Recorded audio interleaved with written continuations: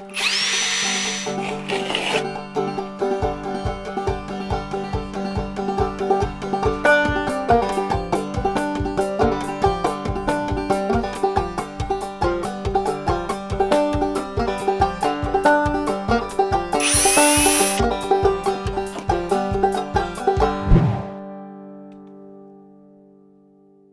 guys, welcome back to this special edition. This is part 2 of the special edition of Tech Talk called What's Inside, where we're looking at exactly what makes an electric skateboard go. Part 1 covered the lithium batteries. I hope you enjoyed that. Maybe a little bit long-winded, but we'll try and keep this one a little bit more concise, because today we're talking about the ESC. This has a bunch of different names, but basically it's the brain. So ESC stands for Electric Speed Controller. That's pretty common in the electric skateboard market. That's what you'll hear used. Generically, you'll hear it referred to as a PCB, which just means a printed circuit board. So that's like, you know, any piece of electronics that kind of looks like this. That's a very generic term, PCB. So it just looks like a bunch of circuitry, a bunch of wires and things like that. But I'll just kind of take you through in general kind of what's going on in here and why it's important. So the reason it's so important is because this is the brain, all right? So you have, like in part 1, we covered the lithium batteries. That's your power source, and it's just a raw potential to do something. But it can be used for good or evil. You know, if you just short circuit that thing out, the thing is going to blow up. That's bad. You don't want that, okay? But if you use it wisely and efficiently, then you can have just amazing things happen. Tesla cars, Atom Electric, you know, skateboards, things like that. But the key is to have really good circuitry in here, have a good PCB design, and also to use really good software. So not only are we talking about hardware here, but we're actually talking about software as well. So just a few of the kind of basic components that we're looking at. Every one of these is going to have a chip, okay, which is a microcontroller. It's the brain. It's kind of like the CPU of your computer. It's where the ESC is kind of doing all its calculations. And you'll see tons of kind of circuitry, resistors, and things like that.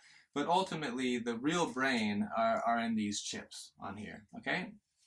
So that's one component. You look around, you'll see an antenna. You'll see another Bluetooth chip. So that Bluetooth in the antenna is basically communicating with your remote control. There's a Bluetooth connection there, so you need that. You see a couple capacitors to kind of make sure that you don't get an overvoltage, another safety mechanism. And then you'll see we got a charging cord, we got power buttons, a binding button, and stuff like that. So basically, like I said, this is the connector. It's the brain between the two. So this end would connect to your lithium batteries, plug that guy in, you got your power source coming in. And then coming out on this guy here, this is a dual drive ESC. So you got 2 motor wires coming out and 2 Hall sensors. Now for sensor wires, it depends on the series that you're talking about. On most of our boards, we use Hall sensors, but there's some of our kind of really, you know, beefy or B series boards, we actually use sensorless technology in those guys. And for that, it's just kind of, it depends on what people's personal preference is.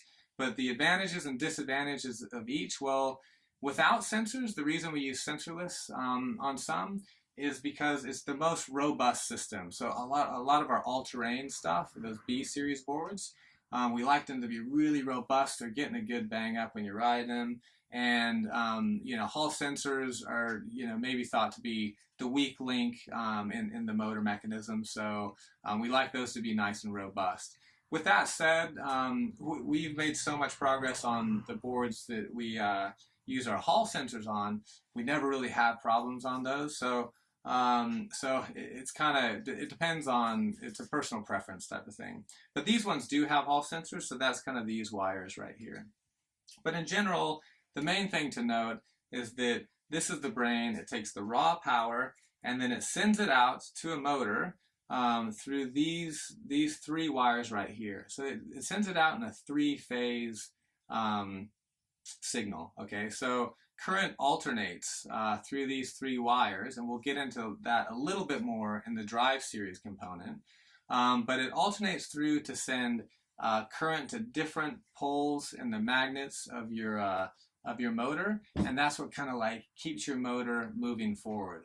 You know, each magnet pulls it forward a little bit, and like I said, we'll cover that in the next segment, but this just kind of shows you that the controller is the brain that figures out exactly what current to send through those wires. On the back here, the other thing, the real like mechanism behind that, you see all these MOSFETs back there. These are, yeah, MOSFET. But basically it's a special type of transistor, field effect transistor, and that's basically what's kind of doing the switching to actually switch current on and off between these that's coming out of your motor wire. So maybe a little bit more information than you wanted, but yeah, we like to educate people here at Adam because we feel like when you are educated, you're going to make the best possible decision when you're buying an electric skateboard.